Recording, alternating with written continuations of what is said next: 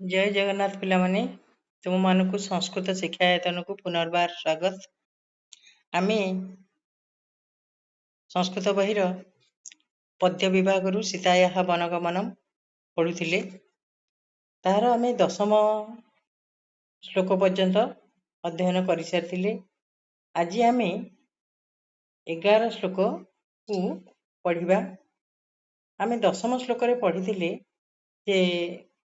रामचंद्र सीता को कहते 14 वर्ष मु दंडकारण्य बास करी आउ मोर पिता भरत को युवराज पदरे नियुक्त करिवे। एटा आमे पढ़ी सारी। एबे आमे पढ़िबा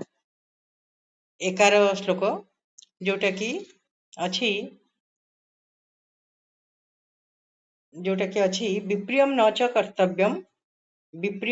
कर्तव्यम भरतस्य कदाचन स हि राजा च वैदेही देशस्य च कुलस्य च। बुझेला ताले विप्रियम माने अमंगल है। विप्रियम कहले अमंगल। न च कर्तव्यम क्रूयुक्त तव्य कर्तव्य। भरतस्य षष्ठी व्यक्ति शेषे षष्ठी कदाचन केबे हेले तार भरतर केबे हेले अमंगल करिबो नाही। स हि संधि विच्छेद करदबा सह युक्त ही सह कहले से ही कहले जेणु से जेणु राजा है। वैदेही कहले संबोधन हे वैदेही देशस्य च कुलस्य च। तेणु विप्रियम न च कर्तव्यम अमंगल करिबा नाही। भरतस्य कदाचन भरतर केबे हेले तुमे अमंगल करिबो नाही कारण जेणु ही माने जेणु स ही राजा से होउचंती राजा हे वैदेही से होउचंती राजा देशस्य च कुलस्य च। बुझेला पिला माने ताले रामचंद्र सीता को कहले जे हे वैदेही भरतर केबे हेले अमंगल करिबो नाही कारण से होउचंती आम देशर अयोध्यार एवं आम कुलर अर्थात आम सूर्यवंशर कौन राजा है। एबे बुझिपारे एटा विप्रियम न च कर्तव्यम भरतस्य कदाचन स हि राजा च वैदेही देशस्य च कुलस्य च। अर्थात भरतर केबे हेले अमंगल करिबो नाही से होउचंती हे वैदेही से होउचंती आम अयोध्यार एवं आम राजवंशर सूर्यवंशर राजा तेणु तांकर केबे हेले अमंगल करिबो नाही। बुझिहेला तापरे आमे जिबा कोठी को 12 श्लोक को देखिबा। देख ताले कहले रामचंद्र कहउचंती अहम गमिष्यामि महावनम प्रिय हैला। अहम गमिष्यामि महावनम प्रिय प्रिय प्रिय कहले सीता को संबोधन करचंती हे प्रिय अहम गमिष्यामि मु जीवी महावनम हैला। महान वनम कर्मधारय समास मु महान अरण्य को जीवी महान वन को जीवी। तोया ही वस्तव्यम मिहैव भामिनी तोया ही वस्तव्यम मिहैव भामिनी हैला। ताले कहउचंती हे भामिनी भामिनी माने यार ओडिया अर्थ होची सरुकोटी हे सरुकोटी तोया ही वस्तव्यम ई माने जेणु जेणु तोया तोया माने तुम द्वारा माने एटी कर्मवाच्य पिला माने अछि तोया वस्तव्यम तुम द्वारा वास करा जीवो आमे ताकू कर्तवाच्य करले तुमे ही वास करिवो हैला। एको एक संधि विच्छेद कर दियो वस्तव्यम युक्त इह युक्त एव इह माने एठारे एव माने ही ताले हे भामिनी भामिनी संबोधन रहिछि भामिनी ओडिया अर्थ होछि सरकोटी तोया ही वस्तव्यम तुमे ही वास करिवो इह इह माने एठारे एव माने ही हैला। ताले तुमे ही एठारे वास करिवो यथा व्यणिकम पुरुषेन कस्यचित् यथा यथा माने जेपरी व्यणिकम माने अमंगल हैला। जेपरी अमंगल न कस्यचित् पुरुषे न कस्यचित् काहरी हेले न कस्यचित् पुरुषे कर ताले जेपरी अन्य काहर तमे अमंगल न कर सेथि पई हैला सेथि पई तथा त्वया कार्यमिदं वचो मम तथा ସେହି हेतुରୁ ବା ସେହିପରି त्वया କାର୍ଯ୍ୟम ତୁମେ କର କାର୍ଯ୍ୟम त्वया କର୍ମବାଚ୍ୟରେ ଅଛି त्वया ତୁମ ଦ୍ୱାରା କାର୍ଯ୍ୟମ କରାଯାଉ କାର୍ଯ୍ୟମ ହେଲା କ୍ରୁଯୁକ୍ତ ନିୟତ ଇଦମ ବଚ ମମ ସେହିପରି ତୁମେ କାର୍ଯ୍ୟ କରିବ ଯାହା ମୁଁ କହିବି ହେଲା ଇଦମ ବଚ ମମ ଏହା ହେଉଛି ମୋର କଥା ଏହା ହେଉଛି ମୋର ବଚନ ଯେ ତୁମେ କଣ କହିଲେ ତାହେଲେ ଯେ ଅହମ ଗମିଷ୍ୟାମି ମହାବନମ ପ୍ରିୟେ ମୁଁ ମହାନ ବନକୁ ଯିବି ଆଉ ତୁମେ ହିଁ ଏଠାରେ त्वया हि ବସ୍ତବ୍ୟ ମିହେଇବ ଭାମିନି ତୁମେ ହିଁ ଏଠାରେ ବାସ କରିବ ଯଥା ବ୍ୟଳିକମ କୁରୁଷେ ନ କସ୍ୟଚିତ୍ ଯେପରି କସ୍ୟଚିତ୍ କାହାରି ହେଲେ ଅମଙ୍ଗଳ ନ କର ତଥା ତୟା କାର୍ଯ୍ୟମିଦମ ବଚ ମମ ସେହି ହେତୁରୁ ମୋର ଏଇ କଥାକୁ ବା ମୋର ଏଇ ବଚନକୁ ତୁମେ କାର୍ଯ୍ୟକାରୀ କର ହେଲା ବୁଝିପାରିଲ ତାହେଲେ କଣ କହିଲେ ଯେ ତୁମେ ହିଁ ଏଠାରେ ବାସ କରିବ ମୁଁ ଅରଣ୍ୟକୁ ଯିବି ତେଣୁ ଯେପରି ତୁମେ କାହାର ହେଲେ ଅମଙ୍ଗଳ ନ କର ସେଥିପାଇଁ ଏଇ କଥା ତୁମକୁ ମୁଁ କହୁଛି ହେଇଗଲା ଏବେ ଆମେ ଯିବା କୋଉଠିକି 12 ଶ୍ଲୋକକୁ ଯିବା ହେଲା 12 ଶ୍ଲୋକ ପଢି ସାରିଲେ 13 କୁ ଯିବା ଏବଂ ମୁକ୍ତ୍वा ତୁ ବୈଦେହୀ ପ୍ରିୟର୍ହା ପ୍ରିୟବାଦିନୀ ପ୍ରଣୟାଦେବ ସଂକ୍ରୁବ୍ଧା ଭର୍ତ୍ତାରମ ଇଦମ ଅବ୍ରବୀତ୍ ଏବଂ ମୁକ୍ତା ସନ୍ଧି ବିଚ୍ଛେଦ କଲେ ଏବଂ ଯୁକ୍ତ ଉକ୍ତା ଏବଂ ମାନେ ଏହିପରି ଉକ୍ତା ମାନେ କୁହାଯାଆନ୍ତି ଉକ୍ତା ପ୍ରକୃତି ବ୍ରତ ହେଲା ବଚ ଯୁକ୍ତ ଉକ୍ତ ସ୍ତ୍ରୀ ଟା ହେଲା ଏବଂ ମୁକ୍ତା ବୁଝିପାରିଲ ଏବଂ ଯୁକ୍ତ ଉକ୍ତା ଏବଂ ମୁକ୍ତା ଏବଂ ମାନେ ଏହିପରି ଉକ୍ତା ମାନେ କୁହାଯାଆନ୍ତି ତୁ ମାନେ ନିଶ୍ଚିତ ଭାବରେ ବୈଦେହୀ କହିଲେ କିଏ ବିଦେହ ଦେଶର ରାଜକୁମାରୀ ଅର୍ଥାତ୍ ସୀତା ବୈଦେହୀ ଏହିପରି ବୈଦେହୀକୁ କୁହାଯାଆନ୍ତେ ବା ବୈଦେହୀଙ୍କୁ ଏପରି କୁହନ୍ତେ ପ୍ରିୟର୍ହା ପ୍ରିୟବାଦିନୀ ପ୍ରିୟର୍ହା ସନ୍ଧି ବିଚ୍ଛେଦ କଲେ ପ୍ରିୟ ଯୁକ୍ତ ଅର୍ହା ପ୍ରିୟର୍ହା ପ୍ରିୟର ଯୋଗ୍ୟା ଆଉ ପ୍ରିୟବାଦିନୀ ପ୍ରିୟମ ବଦତି ଯା ସା ପ୍ରିୟବାଦିନୀ ତାହେଲେ ଏହିପରି କୁହାଯାଆନ୍ତେ ବୈଦେହୀ ଯିଏକି ପ୍ରିୟର ଯୋଗ୍ୟ ଆଉ ପ୍ରିୟବାଦିନୀ ପ୍ରଣୟାତ ଦେବ ପ୍ରଣୟାତ ଯୁକ୍ତ ଏବ ପ୍ରଣୟାତ ଦେବ ପ୍ରଣୟାତ ମାନେ ପ୍ରଣୟ ହେତୁରୁ ଅନୁରାଗ ହେତୁରୁ ଏବ ମାନେ ହିଁ ସଂକୃବ୍ଧା ଲାଗିଯାଇ ଅଳ୍ପ କ୍ରୋଧିତ ହୋଇ ଭର୍ତ୍ତାରମ ଇଦମ ଅବ୍ରବୀତ ଭର୍ତ୍ତାରମ ଯୁକ୍ତ ଇଦମ ଯୁକ୍ତ ଅବ୍ରବୀତ ଭର୍ତ୍ତାରମ ମାନେ ସ୍ୱାମୀଙ୍କୁ ଭର୍ତ୍ତା ଭରଣ ପୋଷଣ କରନ୍ତି ବୋଲି ତାକୁ କୁହାଯାଏ ଭର୍ତ୍ତା ତାହେଲେ ଭର୍ତ୍ତାରମ ଅର୍ଥାତ୍ ସ୍ୱାମୀଙ୍କୁ ଇଦମ ଅବ୍ରବୀତ ଏହା କହିଲେ ବୁଝିଲା ଏବଂ ମୁକ୍ତ୍वा ଏହିପରି କୁହାଯାନ୍ତେ ବୈଦେହୀକୁ ରାମଚନ୍ଦ୍ର ଏହିପରି କୁହନ୍ତେ ପ୍ରିୟର ଯୋଗ୍ୟ ପ୍ରିୟବାଦିନୀ କେସେ ସୀତା ବୈଦେହୀ ପ୍ରଣୟାତ ଏବ ଅର୍ଥାତ୍ ପ୍ରଣୟ ହେତୁରୁ ବା ଅନୁରାଗ ହେତୁରୁ ଭର୍ତ୍ତାରମ ଇଦମ ଅବ୍ରବୀତ ଭର୍ତ୍ତାଙ୍କୁ ବା ସ୍ୱାମୀଙ୍କୁ ଏହିପରି କହିଲେ ବୁଝିଲା କଣ କହିଲେ ଦେଖିବା 14 ଶ୍ଲୋକରେ ହେଲା କଣ କହିଲେ 14 ଶ୍ଲୋକରେ ଆମେ ଲେଖିବା ଦେଖ किमिदं भाषसे राम वाक्यम लघुतया ध्रुवम त्वया यदपहास्यम मे श्रुत्वा नरोवरतम बुझेला ताले प्रथम कहले जे किमिदं भाषसे राम वाक्यम लघुतया ध्रुवम त्वया यदपहास्यम मे श्रुत्वा नरोवरतम ହେଲା प्रथम लाइन ताल कौन अच्छी प्रथम लाइन अच्छी किमिदम संधि विच्छेद कले कौन हम किम युक्त इदम किमिदम है किम युक्त इदम भाषसे तो कहउचंती भाषसे कहउचंती तले किम इदम भाषसे राम हे रामचंद्र जहाँ भी आपण कहउचंती वाक्यम लघुतया ध्रुवम वाक्यटी कौन लघुतया अल्प करे ध्रुवम माने सत्य त्वया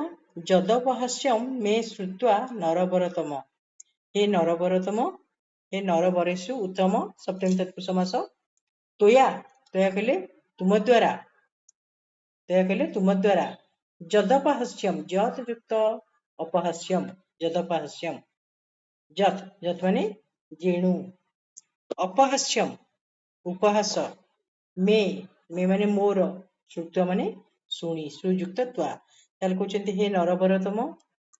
तुम तुम द्वारा मु उपहसित हेउछि तुमर ए कथा को शुणी मु कोन होछि उपहसित हेउछि हला बा तुमे मते उपहास करूअछ बुझेला। एबे तापर श्लोक देखो आर्यपुत्र पिता माता भ्राता पुत्र तथा स्नुषा स्वानि पुण्यानि भुञ्जानः स्वं स्वं भाग्यम उपासते तार कहले हे आर्यपुत्र काहाकू संबोधन कले रामचंद्र को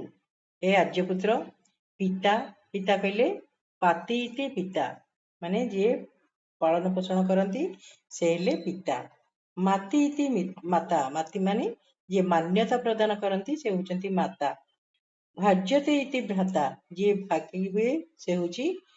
भ्राता पुत्रस्तथा संधि विच्छेद कले पुत्र युक्त तथा पुत्र पुत्र कहले पुनाति जह माने जे पवित्र करे से होची पुत्र पुत नामक नरकरु जे उद्धार करे से होची पुत्र आ स्नुषा स्नुषा माने पुत्र बधू बुझेला पिलाने ताले कहले जे पिता माता भ्राता तथा पुत्र तथा माने सही परी पुत्र आउ स्नुषा स्नुषा माने पुत्र बधू स्वानि पुण्यानि भुंजान स्वानि कहले निजे निजर पुण्य गुड़ी को भुंजान भुंज युक्त सानच निजे निजर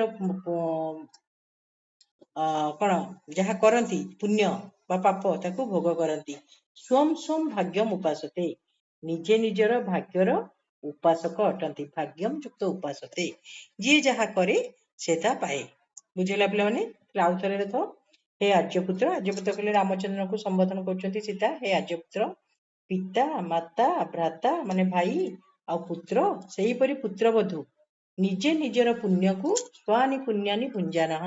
निजे निजर पुण्य को भोग करती स्वम स्वम भाग्यम उपासते निजे निजे भाग्यर कौन अटंती उपासक अटंती पिला माने भुंजान प्रकृति प्रथा कहले कौन हम भुंज युक्त सानच भुंजान एबे देख 16 कौन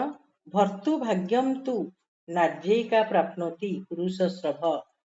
अतश्चैवाहम आदिष्टा वने वस्तव्यम इत्यपि ताले भर्तुभाग्यम कहले भर्तुभाग्यम स्वामीर भाग्य भर्ता यहाँ भाग्यम भर्तुभाग्यम स्वामीर भाग्य को नार्य तू माने निश्चित भाव नार्यिका कहले नारी युक्त एका नार्यिका प्राप्नोति माने पाई थाए पुरुष श्रभ पुरुषेषु श्रभ ताले हे पुरुष श्रभ हे पुरुष श्रेष्ठ स्वामीर भाग्य को ही केवल किए नारी ही पाई थाए ताहले अतश्चैवाहम आदिष्टा संधि विच्छेद कले हम अतः युक्त च युक्त एव युक्त अहम युक्त आदिष्टा अतः कहले एणुकरी च तो ओ एवं माने ही अहम कहले मु आदिष्टा कहले आदेश पाई सारी बने वस्तव्यम इत्यपि संधि विच्छेद कले हम वस्तव्यम युक्त इति युक्त अपि ताहले एठी सीता कहउचंती जे स्वामीर भाग्य को ही केवल स्त्री ही पाई थाए तेणु मु मध्य बणरे वास करिवि बोली आदेश पाई सारी जेतेबेले पिता दशरथ आपण को आदेश देले ता सहित आपण भाग्य रे मो भाग्य जेहेतु जोड़ा होकर अच्छी तेणु मु मध्य आदेश पाई सारी कोठी बणरे वास करिवि बोली बुझेला। एबे देखो तापरटी प्रासादाग्रे प्रासाद युक्त अग्रे प्रासादाग्रे विमान ही बा बह्याय सकते न बा सर्वावस्था गता पाद भर्तु पादछाया विशिष्यते हैला ताले कहिले प्रासादाग्रे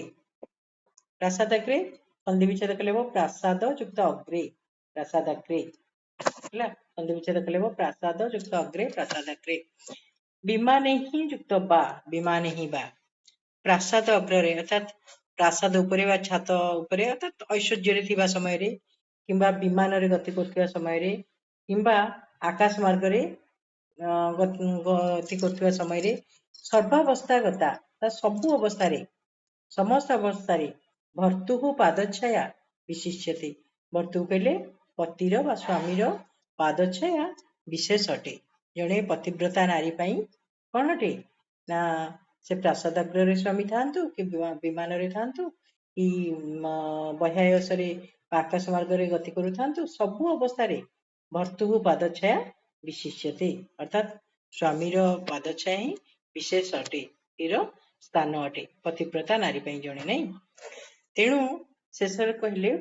ନିଶ୍ଚିତ ଭାବରେ ଦୃଢ ଭାବରେ କହିଲେ ଯେ ଅହମ୍ ଦୁର୍ଗମ ଗମିଷ୍ୟାମି ବନମ୍ ପୁରୁଷ ବର୍ଜିତମ୍